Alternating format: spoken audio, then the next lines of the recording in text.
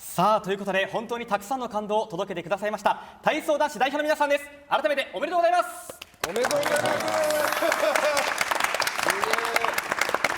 いや高橋さんはリオで体操の取材担当されていましたけれども、どんな思いで見つめてましたか？いやもう皆さんが本当に納得の満足のいく演技をしてもらえることだけを思いながらずっと見させていただきました。そして本当に大きな感動をくださいましたよね。本当に感動しましたね。もう今日はいろいろ伺っていきたいと思うんですけれども、まずは内村選手、歴史的な大激戦となりました個人総合、今振り返ってどんな思いですか？いやもうやりたくないですそれぐらいこの体操人生の中でやりきってすごい僅差で勝ったので、もう一回やれって言われたら多分勝てないですし、同じことはできないと思います。内村選手はインタビューの後で嬉しいより幸せですとおっしゃってたんですけども、改めてそのシーンっていうのはどういったものだったんですか？いやもう嬉しいではないな、この感情は。でもなんかやっぱメダルを取って幸せって思うのもやっぱり最高の舞台で最高の演技ができたからこその感情だと思ったし、なんか多分幸せともまた違う感情だったんだと思うんですけど、でもこれは幸せが一番合ってるのかなっていうふうに思ったので、実はですね、内村選手の金メダル確定直後、フジテレビのカメラだけがチームメートの歓喜の声に直撃していました。ご覧ください。すごいですね。2連覇で2冠ですもんね。もう出ないでしょうね。いや本当に体酷使してね、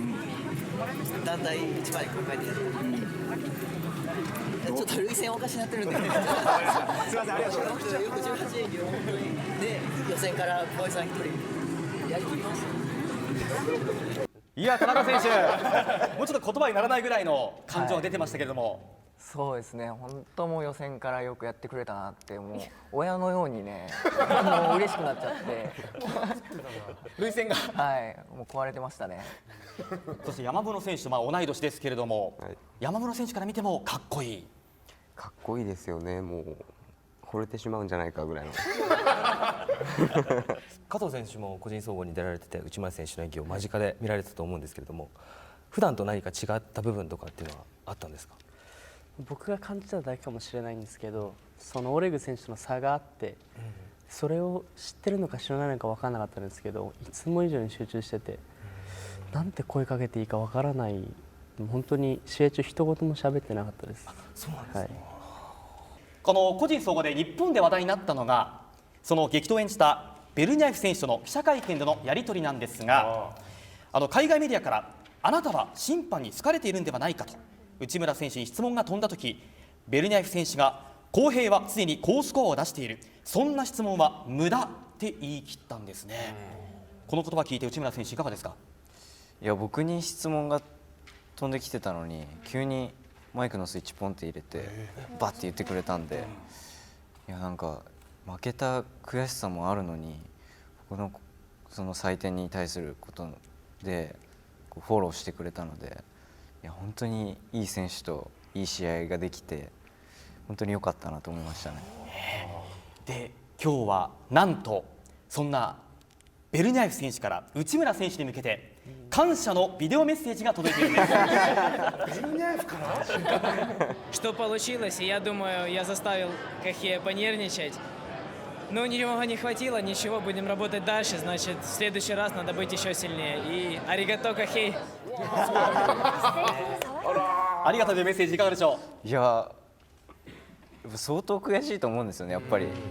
あそこまで本当にもう勝ったと思って最後の鉄棒終わって点数が出てやっぱこうやってたじゃないですか。自分が勝ったと思ったのに、でもそれでも僕のことをそうやって思ってくれるっていうのは、いやもうどんだけいいやつなんだよっていう本当ありがとうって言いたいですね。野村さん、本当にいいライバル関係ですよね。そうですね、ライバルと競う、しかもねオリンピックっていうね大舞台で競い合うって、これだけでもねものすごいね彼にとってはいい経験になったし、そういうふうに、フォローしたいっ